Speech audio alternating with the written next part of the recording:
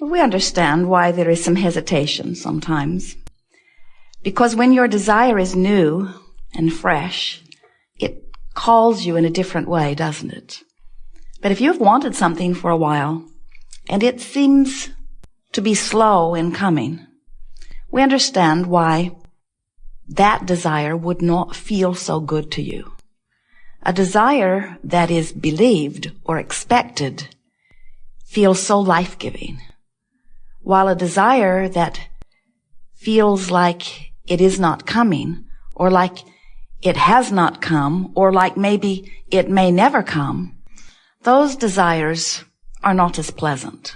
And the trouble with that distinction is that you can't have some desires that are answerable and some that aren't.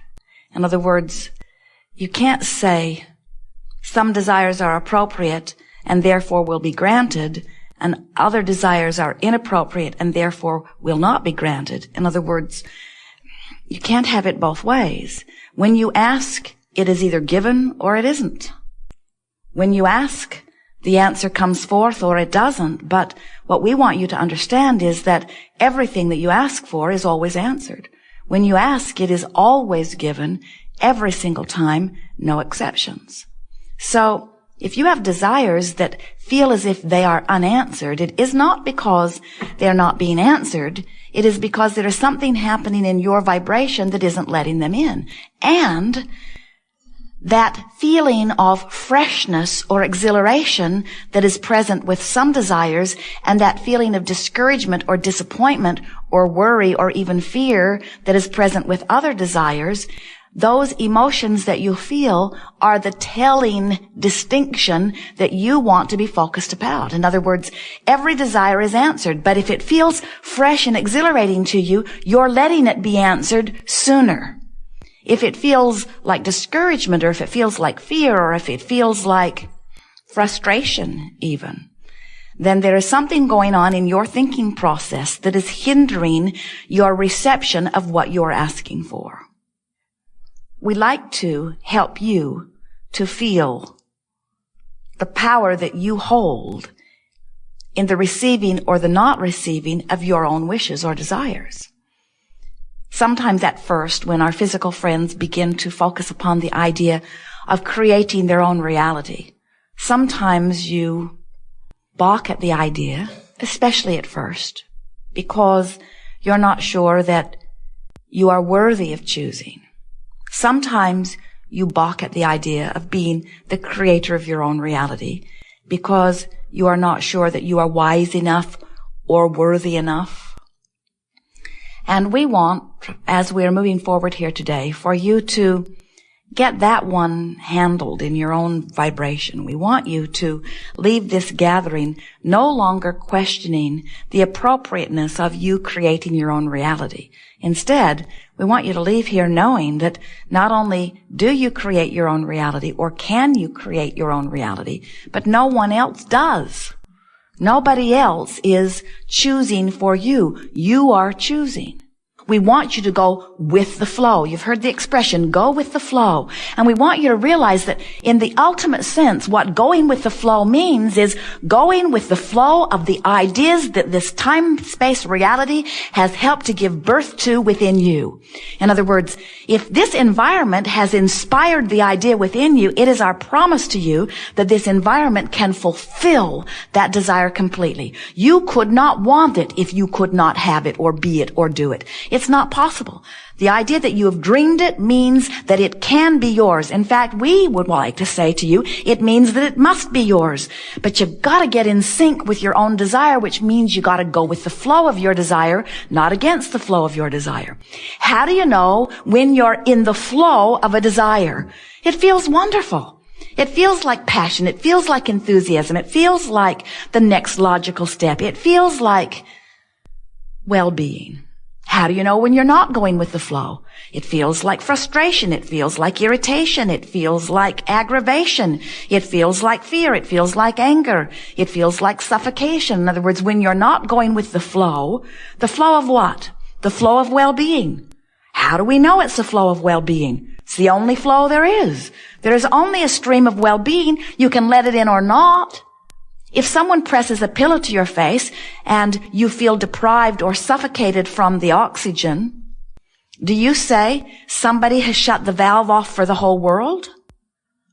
Do you say something has happened and the air that I breathe has been siphoned from the atmosphere and now we all will be suffocated? Or do you say something is going on with me personally that is keeping me from being in the flow of oxygen?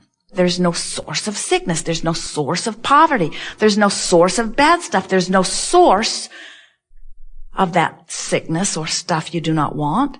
But there is you, without meaning to, achieving vibrational alignment with how things are instead of with how things are desired.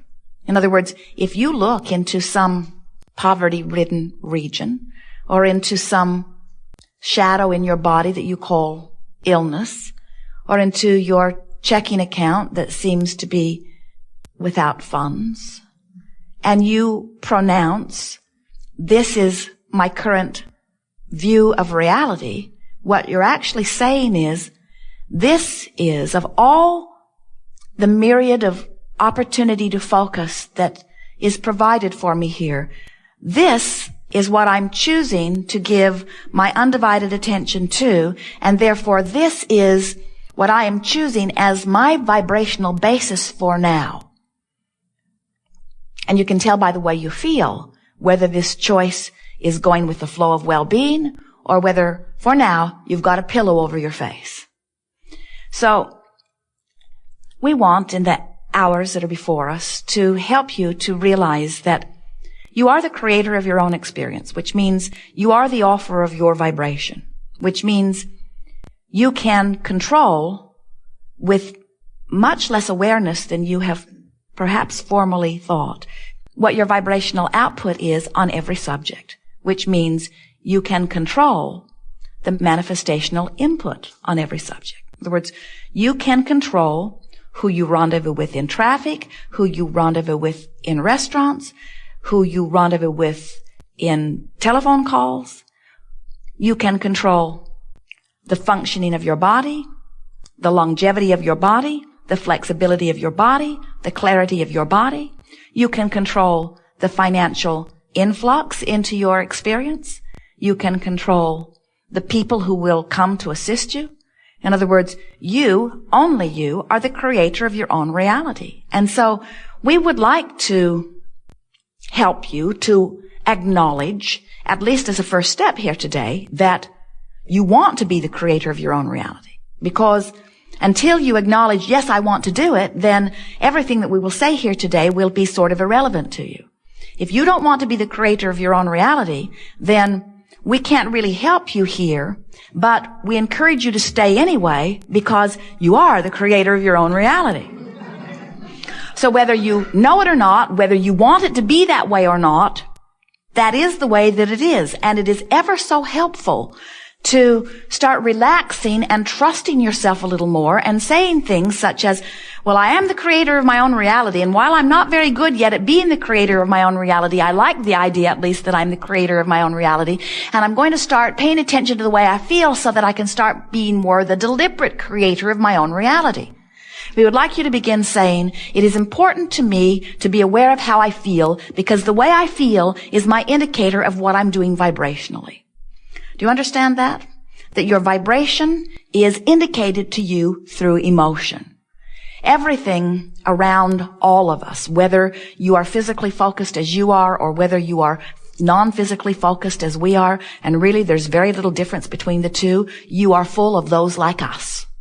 In other words, you cannot separate yourself from the non-physical energy and consciousness and awareness and joyousness and intelligence and willingness and helpfulness. That is us. In other words, you can't get rid of us. You can't shake us off. You can't feel bad enough that we ever go away. You can feel bad enough that you don't acknowledge that we're there. You can feel bad enough that you don't hear what we have to say. You can feel bad enough that you don't have the benefit of our presence, but you can never shake loose of your connection to source energy. It can't be done. You are flesh, blood, and bone beings, but you are more vibration than anything else. And the vibration of your being is your point of attraction. It is the signal that is always being answered. So as you make a statement and really mean it, I'm going to do my best to feel as good as I can from where I am right now.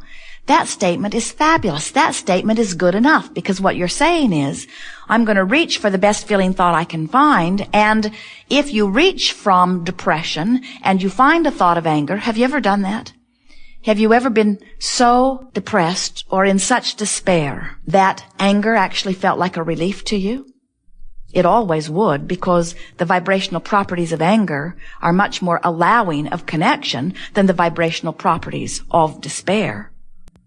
You know why that is? Because all of these emotions, no matter what you call them, all the way from despair to passion or joy, they are all about your sense of freedom and well-being. In other words, up here in the joy range, you feel self-empowered. There is empowerment there. Down there in the despair range, you feel powerless. Don't you find that interesting, that your emotional guidance system is based upon who you really are? That you are these powerful, clear-minded, free beings. You are so free that you can choose bondage. You are free to choose, free to focus, free to offer vibrations, free to attract. Sometimes people will see you as you've moved naturally into anger, and they will say to you, your anger is inappropriate. And we would like you to say to them, maybe so, but I'm happy here. This is my happy zone. I cannot reach the bliss that you have reached right now. This is as good as it gets for me, and it feels so much better than where I've been that I'm going to stay here for a while. So if it's unpleasant to you, I suggest you stay clear of me for a while. Do not worry, say to them, I don't plan on staying here very long, because I have this new mantra that says I'm going to continue to reach for the best feeling thought I can find, the best feeling thought I can find, the best feeling thought I can find. So I don't anticipate that I'm going to stay here forever, but for now this is the best feeling thought I can find. I'm working on something in the area of frustration and overwhelmment, but right now this is the best feeling thought I can find. And here is the important thing about this. If you have reached for the angry thought deliberately and have found it, and you can consciously acknowledge that it feels better than where you have been, now you have regained your power, which was what the whole negative emotion thing was about to begin with.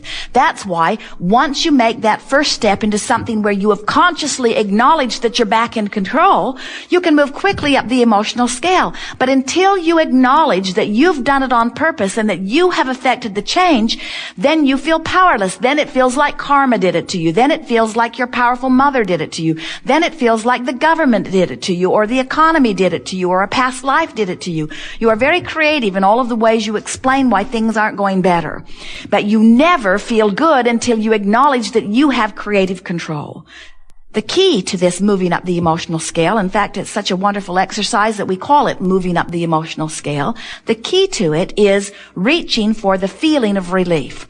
There is allowing and there is resisting. And in leaving resistance behind, you find allowing. But the physical, visceral sensation of leaving resistance behind is a feeling of relief. So every time you feel just a little bit better, you have left behind a little bit of resistance. And every time you leave just a little bit of resistance behind, you are allowing more of the things that you've been asking for.